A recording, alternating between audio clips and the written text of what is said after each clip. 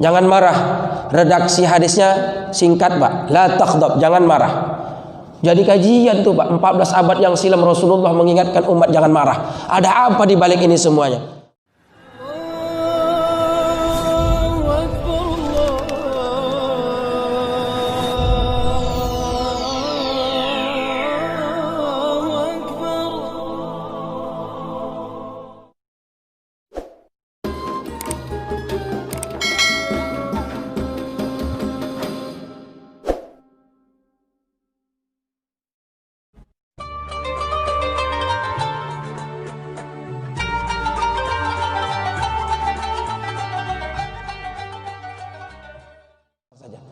Pecat, berhenti, PHK semuanya.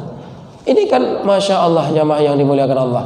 Nah makanya bagi kita hari ini yang diberikan Allah keluasan rezeki, nafkahkan harta kita di jalan Allah Subhanahu wa Ta'ala. Jangan pernah kita pelit, jangan pernah kita memperhitung-hitungkan setiap harta yang kita keluarkan dari Allah. Kenapa ayat ini Pak mengatakan bisyarra wa dharra, lapang dan sempit? Allah nggak bilang menafkahkan harta kalau kamu dalam situasi senang, nggak. Sama situasi senang dan sulit, Pak. Tetap orientasinya menafkahkan harta kita di jalan Allah Subhanahu wa Ta'ala. Dan inilah yang dicontohkan Rasul. Nabi Muhammad itu ibu bapak setiap hari tetap menyuruh keluarganya untuk bersedekah. Pernah satu saat Rasulullah pulang ke rumah. Sampai di rumah ditanyanya istrinya, apa yang kau masak hari ini? Apa jawab istrinya? Tak ada yang dimasak wahai suamiku. Di rumah tuh, di dapur tuh nggak ada lagi yang tersisa. Yang ada cuma air. Bayangkan Pak, ini bukan menandakan Rasulullah itu susah. Tidak Pak. Bagi Nabi Muhammad dan keluarga, setiap hari jangan sampai ada harta yang bersisa di rumahnya. Semuanya harus disedekahkan untuk membantu saudara-saudaranya. Itu keluarga Rasul. Jangan katakan Nabi Muhammad susah. Saking kayanya bagi mereka, bagi Rasulullah dan keluarganya, jangan sampai ada yang bersisa di rumahnya dalam setiap hari. Kalau awak Pak, apa kata kawan? Untunglah ada tabunganku. Kok tidak, puasa ni hari ini hancurlah kami dah. Berarti kan masih ada lagi yang bersisa nih. Itu Rasulullah Pak. Ketemu istrinya, nggak ada yang kau masak, nggak ada, tinggal air tok lah Bu. Bayangkan ibu itu, sempat kayak gitu Bu, gimana Bu? Orang dunia kiamat lah di rumah. Awak sesusah-susahnya hari ini orang Pak, masih ada Indomie Pak, bantuan dari pemerintah. Kan itu kan. Ketemu istrinya, udah bersedekah kau hari ini? Apa kata istrinya? Gimana mau sedekah wahai suamiku? Apapun tak lagi di dapur, mau sedekah apa Bu? Apa yang dilakukan Rasul Pak? Dikeluarkannya dari sakunya satu biji tamar kurma, dibaginya dua. Dibaginya dua. Yang setengah kata Rasulullah makanlah, pasti kau belum makan. Setengah kurma. Yang setengah lagi kata Rasulullah, kau sedekahkanlah kurma ini. Oh, apa kata istrinya? Siapalah yang mau nerima sedekah kurma yang tinggal sebelah Pak? Ibaratnya kalau kita buat bahasa kita nih, pulang ke rumah tanya bini, sudah makan kau belum? Belum. Ada yang kau masak? Tak ada, habis. Nah, ini ada bakwan sebelah nih dikasih tadi kawan di masjid tuh. Nah, yang sebelah kau makan, yang sebelah kau sedekahkan. Kira-kira apa kata bini awak? Nang gilonya abang nih. Siapa lah ndak? Kan gitu kan Pak. Awak pun kau kasihkan ya, udah dikunyah kau nih makan kawan sebelah baru ndak sedekahkannya. Apa kata Rasulullah? Istriku, jangan kau salah persepsi. Ini di rumah kita tuh ada lubang semut. Kau letakkan kurma itu di lubang semut, maka sudah terhitung kau bersedekah kepada hamba-hamba Allah, makhluk Allah Subhanahu wa Ta'ala. Ini Pak, kadang persepsi kita sedekah nih hanya kepada saudara dan manusia saja. Padahal sedekah itu luas maknanya itu. Sampai-sampai kata Rasulullah, tasabbaka li akhihi fahuwa sedekah. Kalau kau nggak punya harta, senyumlah terhadap saudaramu pun itu sedekah Pak. Tapi tengok-tengok senyumnya. Ada juga yang senyum jahat Pak. Jatuh kau senyum orang di masjid ini semua. Kenapa sedekah? Karena jatuh kawan itu tak senyum mengejek, itu tak sedekah. Itu jamaah yang dimuliakan Allah. Udah jamaah yang dimuliakan Allah. Lihat nih motivasinya Rasulullah bagi keluarga, setiap hari sedekah. Tanya keluarga kita Pak. Ini tugas kita sebagai suami loh Pak. Kalau ada istri kita bersedekah Pak, itu Masya Allah. Tapi syarat ibu kok bersedekah, ngomong sama suami. Jangan habis kamu sedekahkan tak pulang bapak kemana, sedekahkan semua habis kandas. Bicara sama suami pak. Itu tugas sebagai istri. Selanjutnya keluarga Rasulullah, Fatimah Az-Zahra, suaminya Ali ibn Abi Thalib. Satu saat pak Ali sudah keluar rumah, sudah bekerja, melepaskan tanggung jawabnya, pulang ke rumah zuhur, kerja nggak dapat hasil. Sementara di rumah itu sudah nggak ada yang dimasak. Pulang dia ke rumah, gimana bang? Udah 1 hari tak makan kita. Udah kerja, ku cari tak dapat ku kerjaan. Terus tak ada dapat apa-apa. Apa kata istrinya? Nggak apa-apa bang. Yang penting kau sudah melaksanakan kewajibanmu sebagai kepala rumah tangga. Ini keluarga Rasulullah, masya Allah nih pak. Beda sama awak. Udah kerja pun hasil tak sesuai, kadang merepet juga di rumah. Itu ya kan pak. Udah masuk zuhur, berangkat Ali menunaikan kewajibannya sholat zuhur berjamaah pak. Begitu pulang siap sholat zuhur, di tengah jalan dipanggil seseorang, Ali, kemari Ali. Apa itu pak? Ini ada uang sekian dirham, upah orang tuamu dulu masa hidupnya, belum sempat kubayar, dia sudah meninggal dunia. Karena kau ahli warisnya, maka kau yang berhak. Bayangkan pak, bu, pulang tadi dari kerja nggak dapat hasil, rumah sudah nggak ada dimasak, tiba-tiba ada orang yang memberikan rezeki, wajah tuh berubah. Pulang ke rumah pak, jalan semakin kencang pak, sampai di rumah jamaah yang dimuliakan Allah, diceritakan Ali, begini. Apa kata istrinya? Udah bang, berangkatlah belanja ke pasar, belanjalah kebutuhan supaya ku masak makan kita hari ini. Jamaah yang dimuliakan Allah, berangkat Ali. Belum sampai di pasar, di pajak pak, ada orang yang mengatakan seperti ini, siapa yang ingin meminjamkan hartanya kepada Allah, saya musafir 3 hari 3 malam, kehabisan bekal, belum makan sama sekali pak. Begitu mendengar ungkapan seperti ini pak, Ali tadi bu, uang yang dia dapatkan tadi spontanitas tanpa mikir, dia kasihkan tadi, meminjamkan hartanya di jalan Allah Subhanahu wa taala, dia kasihkan semua. Begitu sudah dikasihkannya pak, barulah dia mikir, kacau, habis sudah. Sementara rumah belum makan. Pulang Ali pak. Begitu pulang sampai di rumah, istri sudah menunggu pak. Ditengok lah, tak ada bawa apa-apa. Nah ngapo nyobang Ali ini? Begitulah kau bahasa kita nih. Sampai di rumah pak, apa kata Ali? Diceritakan ya lah pak, begini. Apa kata Fatimah Az-Zahra anak Rasulullah? Masya Allah nih, masya Allah pak. Apa kata Fatimah tuh? Bang Ali, seandainya aku yang bertemu tadi dengan ucapan yang seperti itu, bukan hanya uang yang ada di genggamanmu yang kuberikan, seluruh harta benda yang kita punya akan kita pinjamkan di jalan Allah Subhanahu wa taala. Bagaimana motivasi mereka pak? Susah, tetap berimpak dan bersedekah. Jangan coba-coba ini di rumah, tak jamin pak, batongkar bisa gara-gara ini, ya kan? Pulang terima gaji, sampai di rumah, mana gaji itu bang? Jangan kan 3 juta, kurang 100, itu tanya bini, 100 lagi mana? 100 lagi ribut. 100 lagi mana? 100. Kacau ini pak. Tapi masya Allah pak, situasi sulit kita berimpak itu lebih istimewa. Itu yang membuat malaikat mendoakan kita. Kalau lapang kita berimpak, kalau ada orang kaya berimpak, maaf pak, bukan merendahkan orang yang punya harta pak, tapi saya ingin memotivasi kita nih. Kalau ada orang yang punya, malah presiden kok bagi sembako pak, enggak, pala malaikat, apa kata malaikat? Allah, orang punya duit, kau kata malaikat gitu loh pak. Tapi kalau ada orang yang enggak punya apa-apa tapi berimpak, bersedekah, ini yang kata malaikat, ku doakan dia selalu. Makanya salah satu konsep dalam Islam untuk melanggengkan rezeki apa pak? Berinfak, bersedekah, saban selalu. Kan ini konsepnya pak. Salah satu memancing rezeki supaya Allah datangkan selalu kepada kita. Jangan pelit berinfak, bersedekah. Coba pak, coba ini, aku coba pak. Manten baru 4 bulan jadi manten baru pak, duitku tinggal limpul pak, tinggal sama mertua. Aku minta sama bini, mana ada limpul tadi? Untuk apa? Kata, sinilah dulu, aku bilang. Aku ingat ini pak, betul nggak ini kata Allah?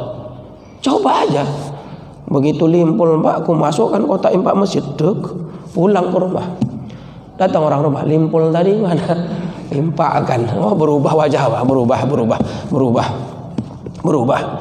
Tapi aku bilang, ya macam mana situasi? Betul nggak? Kita ingin coba loh. Susah, coba pancing dengan berimpak, kata Rasulullah dan Allah, kan gitu kan Pak. Bisara wa dharra. Masya Allah Pak. 3 hari setelah itu, saya tidak di rumah, pulang ke rumah Pak, ada orang menitipkan sebuah amplop. Istri saya nggak pernah berani buka sebelum saya pulang. Bang, ini ada amplop nih. Coba buka, saya bilang. Dibuka Pak. Berapa isinya? 500.000 rupiah Pak. Saya tanya istri saya, siapa yang ngantar tadi? Dia ceritakan Pak, sosok tuh nggak tertangkap siapa orangnya. Kan ini janji Allah nih. Janji Allah nih. Man jaa bil hasanati falahu asyru amsalihha. Siapa yang melakukan satu kebajikan, 10 balasannya dikasih Allah Subhanahu wa taala. Limpul Pak, dapat 500. Kan 10 itu. Coba nanti Pak, tapi pengalaman beda. Jangan Bapak kata Ustaz Subuh ini, Ustaz Subuh limpul aku 500.000, ini 5 juta. Alhamdulillah tak dapat, pengalaman kan beda, kan itu aja ya. Tapi niatnya, coba ini infak di hadapan Allah Subhanahu wa taala. Makanya kalau kita lihat pengalaman-pengalaman bagaimana keluarga Rasulullah dan istri dan keluarganya, anaknya berinfak dan bersedekah, inilah motivasi kepada kita. Coba berinfak dan bersedekah, programkan setiap hari, kan gitu Pak. Nggak bisa 5.000, 50.000, nggak bisa 10.000, 100.000. Aku gitu motivasi orang Pak. Aku kan paling rendah, aku kuat, paling tinggi. Kenapa? Ingin mendapatkan surga Allah Subhanahu wa taala. Yang kedua, selanjutnya kata Allah dalam ayat ini, wal qadhimil ghaidh, orang yang bertakwa itu adalah orang-orang yang selalu suka menahan marahnya. Ini jamaah yang dimuliakan Allah. Kenapa saya kaji ini? Karena hari ini hampir merata kita dipertontonkan amarah. Kan hampir merata Pak. Bulan suci Ramadan banyak orang marah Pak. Tak dapat bantuan COVID-19, marah semua. Di masjid pun itu aja bahasan. Ini kan terdampak. Awak pun kan hanya dampaknya. Kan Pak. Ini kan bahasanya terdampak. Aku pun kono terdampak Pak. Aku baru jumpa orang semalam Pak. Dapat bantuan dia. Ini bantuan apa? Ini yang terdampak ini kriterianya kan miskin kan Pak. Kan miskin itu kan. Begitu dijelaskan. Miskin. Tak ada penghasilan. Ada orang kaya Pak sanggup menerima ini. Apa dia bilang? Ini bantuan apa? Karena miskin atau dampak? Karena dampak diambilnya. Kok kawan dicoki kan cocok aku pikir. Allah ya Rabbi. Begitulah manusia nih. Khuliqal insanu halu'a. Banyak kali keluh kesah dan banyak kali alibinya. Jamaah yang dimuliakan Allah, coba lihat, dipertontonkan kita dengan orang-orang yang marah hari ini kan Pak. Bulan suci Ramadan, habis bebarahan orang. Masyarakat marah, kadus marah, kepala desa pun mengajak bertumbuk rakyatnya hari ini. Kenapa ini semuanya? Padahal Ramadan itu kan mendidik kita bertakwa. Orang bertakwa itu wal qadhimil ghaidh, menahan amarah. Tahan amarah tuh. Makanya kata Umar bin Khattab radhiyallahu an, bagi Umar orang yang kuat itu bukan orang yang memiliki fisik yang besar, tenaga yang banyak Pak. Tapi kata Umar orang yang kuat itu layak dia untuk marah, tapi dia tidak marah, itulah orang yang kuat sebenarnya. Makanya orang bertakwa tuh Pak, maaf, masalah ini persis seperti air panas dalam termos. Kita harus seperti itu. Ini orang bertakwa nih. Kalau rajin ke masjid masih marah lagi, bahaya itu Pak. Di masjid pun marah-marah, itu paling kacau itu. Orang yang bertakwa itu bagaimana? Macam air panas dalam termos. Bu, panas, tapi ngepek gak kita pegang luarnya? Panas gak termos itu Pak? Tak panas, dalamnya panas. Marah dalamnya, tapi tidak dia ekspresikan dan dia lihatkan marahnya. Itu orang yang bertakwa itu. Makanya jamaah yang dimuliakan Allah, ada sahabat datang ke hadapan Rasulullah, minta satu amal. Ya Rasulullah, berikan kepadaku satu amaliyah lah. Apa kata Rasulullah? Sama kau tak banyak-banyak, la taghdab. Jangan kau marah. Jadi kalau kita ketemu hadis-hadis Rasulullah tuh Pak, ada sahabat minta amal, sholat awal waktu, bersedekah, ada begini. Itu Rasulullah tahu Pak, yang datang siapa orangnya. Ya Rasulullah, mintalah satu amaliyah kepadaku, apa yang bagus sama aku. Bagi dia nih, la taghdab, jangan kau marah. Kenapa? Karena sombong-sombong udah marah sekali bawaannya. Jangan marah. Redaksi hadisnya singkat Pak, la taghdab, jangan marah. Jadi kajian tuh Pak, 14 abad yang silam Rasulullah mengingatkan umat jangan marah. Ada apa di balik ini semuanya? Hari ini kan sudah diteliti Pak. Ternyata orang yang suka marah, sikit-sikit marah, potensi Pak kena penyakit stroke lah orangnya. Kan betul itu Pak, Islam tuh.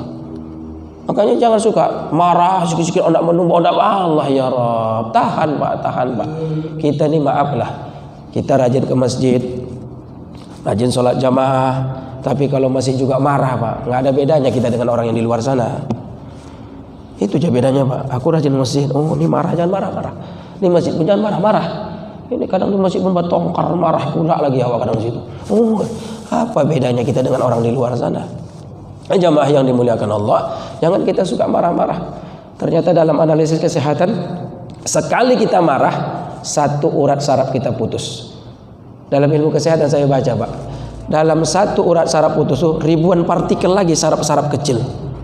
Makanya pantaslah orang yang suka marah itu kadang potensi penyakitnya lebih banyak. Jamaah yang dimuliakan Allah Subhanahu. Tahan marah kita Pak. Situasi kondisi hari ini jangan mudah terpancing, banyak sabar. As-sabarun jamil. Orang yang sabar itu Allah berikan keindahan dalam kehidupannya.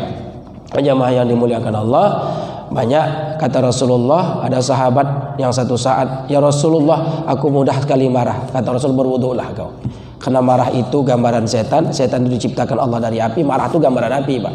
Api akan padam dengan air. Berwuduklah kau.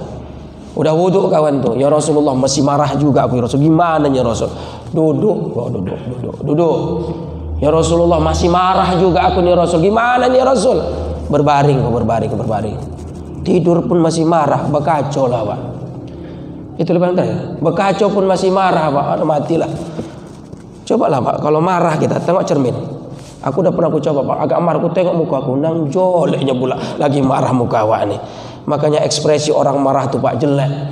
Makanya perbuatan orang suka marah itu perbuatan yang paling jelek dan buruk. Jangan marah-marah, banyak senyum aja lah.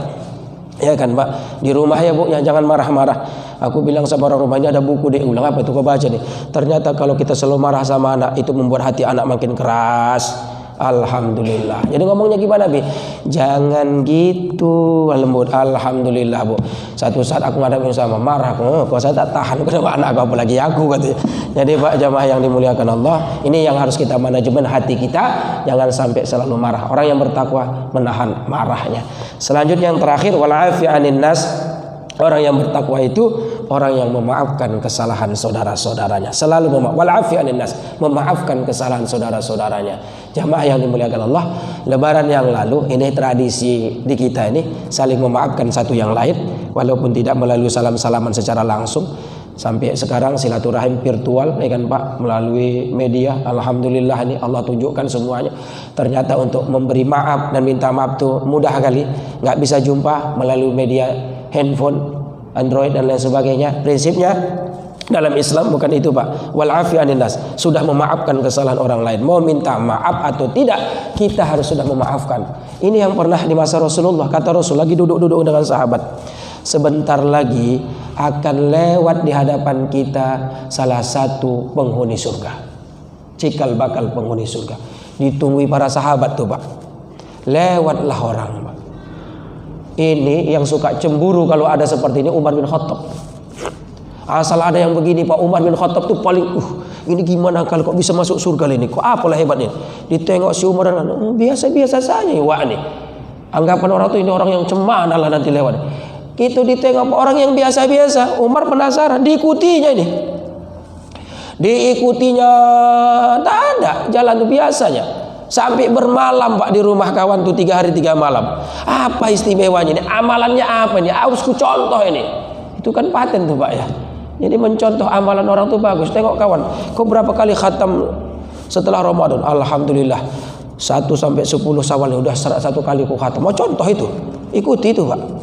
Berapa juz kau udah hafal Quran? Alhamdulillah. Kalau Al-Quran 30 juz, aku sudah 50 juz sekarang. Kau bisa tambah juz tomat, juz terong, katanya, juz jorok, katanya. Ini jamaah yang dimuliakan. Diikuti Pak 3 hari 3 malam. Sudah 3 hari 3 malam, ditengok Umar nggak ada yang istimewa dari amal-amalnya Pak. Dikatakan Umar, Fulan bin Fulan, tahu kau kenapa kau ikuti kau 3 hari 3 malam sampai aku bermalam di rumah nih? Kemarin Rasulullah mengatakan kau ini termasuk salah satu yang akan masuk surganya Allah Subhanahu wa taala. Kuikuti kau 3 hari. Ingin tahu aku apa amalan istimewamu. Setelah 3 hari 3 malam, kulihat nggak ada istimewanya. Sholat malam enggak, duha enggak, cuma 5 waktu aja kau kerjakan. Sedekah enggak, apa enggak. Kalau aku boleh tahu apa sih amalanmu? Apa katanya Umar? Seperti yang kau perhatikan, aku tidak memiliki amalan apapun kecuali hal-hal yang biasa saja, sebatas sholat 5 waktu yang lumrah-lumrah saja. Sholat malam enggak, tahajud enggak, itu yang kewajiban sajalah yang ku kerjakan. Selebihnya tidak ada. Umar, apa amalanmu? Pasti ada ini. Apa kata seorang hamba Allah nih, Umar? Kalaupun ada, mungkin inilah hadiah. Apa itu? Setiap malam sebelum ku pejamkan mataku, ku sampaikan kepada Allah bahwa seluruh kesalahan saudara-saudaraku yang ku kenal maupun tidak, sudah ku maafkan mereka semuanya. Kalaupun ada Umar, amalanku paling ini ya Umar. Setiap aku mau tidur malam, sudah ku maafkan kesalahan saudara-saudaraku semuanya. Maka jamaah yang dimuliakan Allah, apa kata Umar? Inilah amalan istimewa itu. Dan ini yang diajarkan Rasulullah kepada Aisyah radhiyallahu anha. Apa? Aisyah datang dia, Bu, ya Rasulullah, aku mau tidur. Di salah satu adab loh, Bu, kalau mau tidur malam lapor dhisik ka bojone.